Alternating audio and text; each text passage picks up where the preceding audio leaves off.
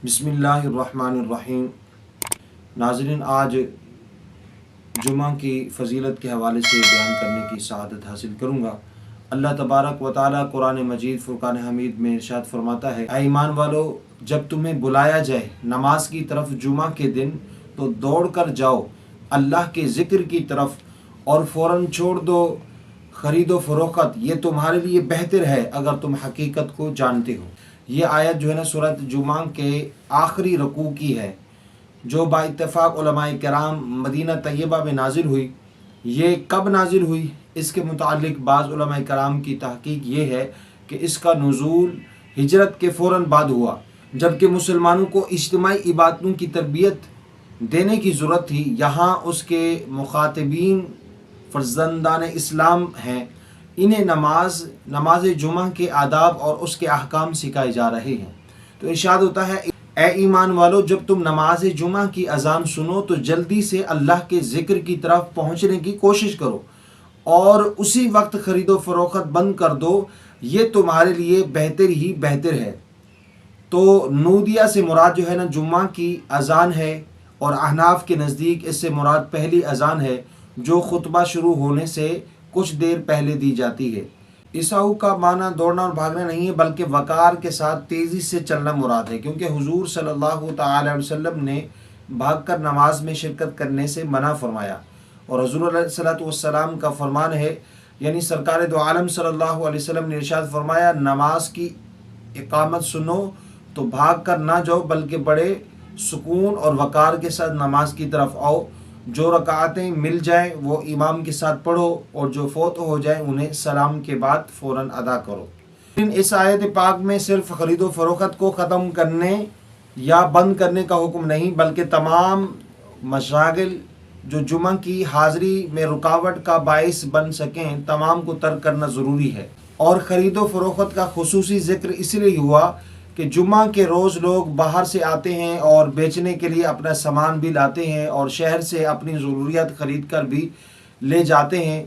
तो जिन बस्तियों के लोगों के आने की वजह से जुम्मा के दिन बड़ी चहल पहल हो जाती है, तो फ़रोख्त का बाज़ार खूब गर्म हो जाता है, इसलिए खसूसियत से ख़रीदो फ़रोख्त छोड़ने का हुक्म फरमाया। और नबी पाक सल्लल्लाहु ताला अलैहि वसल्लम ने इरशाद फरमाया कि जुम्मा के दिन मेरी बारगाह में कसरत के साथ दुरूद शरीफ भेजा करो, क्योंकि ये वो दिन है जिसकी फ़जीलत की शहादत दी गई है, और इस दिन में मलाइका हाजिर होते हैं,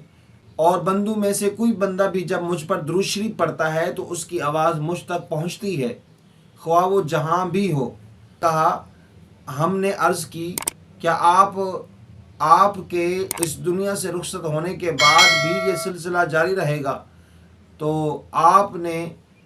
हाँ में जवाब फरमाया कि मेरी वफ़ात के बाद भी दुरूद शरीफ मेरी बारगाह में पेश किया जाता रहेगा, क्योंकि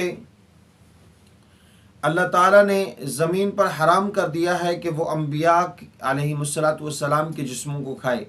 तो इस हदीस पाक से ये साबित हो गया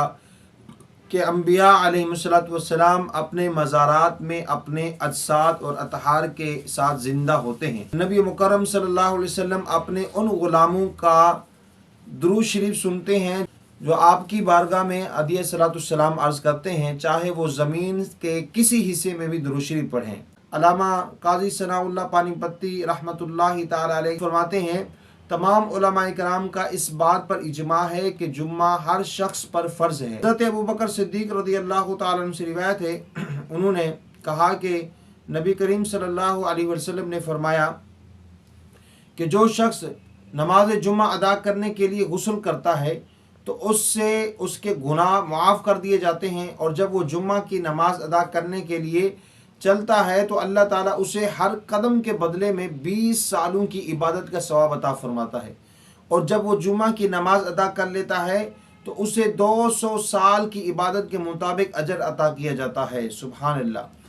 नबी करीम सल्लल्लाहु अलैहि वसल्लम ने इरशाद फरमाया, जुमा के दिन फरिश्तों की एक जमात ज़मीन की तरफ नाजिल होती है, जिसके हाथों में सुनहरी कलम और चांदी के कागजात होते हैं। वो जामिया मस्जिद के दरवाज़ों पर आकर बैठ जाते हैं और हर उस आदमी का नाम लिखते हैं जो मस्जिद में दाखिल होता है और जुमा की नमाज अदा करता है। तो जब वो नमाज जुमा की कार्रवाई से फारिग होते हैं तो آسمان کی طرف عروج کرتے ہیں اور اللہ تعالیٰ کی بارگاہ میں عرض کرتے ہیں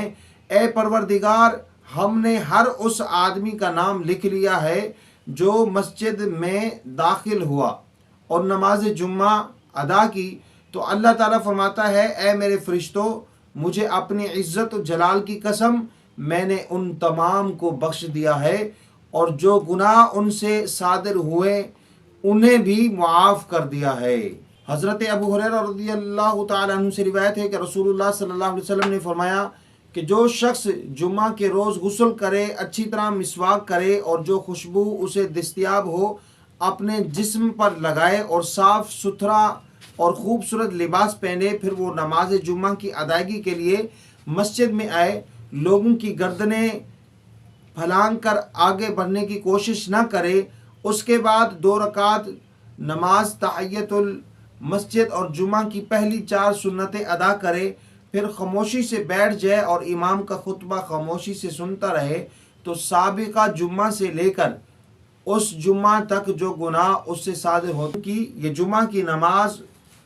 ان کی بخشش کا کفارہ بن جاتی ہے۔ اور اسی طریقے سے حضور علیہ الصلوۃ والسلام نے فرمایا کہ جو شخص جمعہ کے دن نماز جمعہ ادا کرنے کے لیے پہلی ساعت میں مسجد میں آئے تو اس نے قربانی کا جانور ذبح کرنے کا ثواب حاصل کیا، اور جو دوسری ساعت میں آیا تو گائے ذبح کر کے فی سبیل اللہ تقسیم کرنے کا ثواب حاصل ہوتا ہے، اور جو تیسری ساعت میں آئے تو اس نے گویا مینڈھا ذبح کر کے اللہ تبارک و تعالیٰ کا قرب حاصل کر لیا، اور جو چوتھی ساعت میں آیا تو اس نے مرغی صدقہ کرنے کا ثواب حاصل کیا، اور جو 5ویں ساعت میں آیا تو اسے انڈا صدقہ کرنے جتنا جو ہے نا ثواب اسے حاصل ہوگا۔ امام خطبے کے لیے ممبر پر آ کر بیٹھ جاتا ہے تو فرشتے اپنے دفتر لپیٹ لیتے ہیں اور قلمیں اٹھا لیتے ہیں اور ممبر کے پاس بیٹھ کر خطبہ سنتے ہیں، اور جو اس کے بعد مسجد میں آئے تو وہ صرف نماز کا حق ادا کرنے کے لیے حاضر ہوا، یعنی اس کے دفتر میں ثواب وغیرہ نہیں لکھا جاتا۔ تو اس حدیث پاک سے معلوم ہوا کہ جو لوگ نماز جمعہ ادا کرنے کی غرض سے پہلے آتے ہیں انہیں اجر عظیم سے نوازا جاتا ہے، اور جو لوگ جتنی تاخیر سے آتے ہیں ان کے اجر میں اتنی ہی کمی ہو جاتی ہے۔ اس لیے کہا جاتا ہے کہ لوگوں کو اللہ تبارک و تعالیٰ کے جمال جہاں آرا کا مشاہدہ کرنے کا موقع نصیب ہوگا تو سب سے پہلے کا شرف انہیں حاصل ہوگا جو جمعہ کی نماز ادا کرنے کے لیے سب سے پہلے آتے ہیں۔ تو اسلام میں سب سے پہلے جو بدعت پیدا ہوئی وہ جمعہ کی نماز ادا کرنے کے لیے تاخیر سے آنا ہے۔ لہٰذا تمام حضرات کو چاہیے کہ نماز جمعہ میں بالخصوص اہتمام کے ساتھ تشریف لائیں اور نماز جمعہ میں جلدی آنے کی کوشش کریں۔ اللہ تبارک و تعالی سے دعا کرتے ہیں کہ جو نماز جمعہ کے فضائل پر مختصر بیان ہوا اس کو سمجھنے، سیکھنے، اس پر عمل کرنے کی ہم سب کو توفیق عطا فرمائے۔ السلام علیکم ورحمۃ اللہ وبرکاتہ۔